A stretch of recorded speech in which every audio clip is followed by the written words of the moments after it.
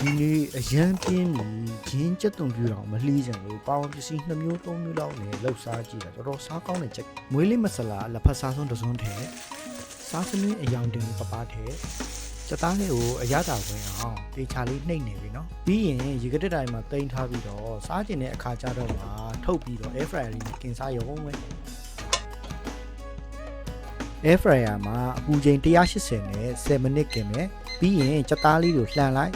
နောက်ထပ်အပူချိန်180နဲ့7မိနစ်ထပ်กินအပြင်သားလေးတွေကျွတ်သွားအောင်လို့အပူချိန်200နဲ့5မိနစ်ထပ်กินဒါဆိုစားလို့ရတယ်ချက်ရတာအလုပ်ရှုပ်တလောက်စားလိုက်ခဏလေးနဲ့ကုန်သွားလို့စိတ်ညစ်နေတယ်ကျွန်တော်လိုမပြင်းရတော့ဒီလိုမျိုးဟင်းချက်နေရထားတာအရန်အဆင်ပြေကျွန်တော်လိုပြင်းရင်ဒါမျိုးလေးချက်စားပြီးကုန်ကြစိတ်လည်းတော်တော်တတ်တာနော်အားလုံးကိုလည်းဒါမျိုးလေးလိုက်လှုပ်စားကြည့်စီချင်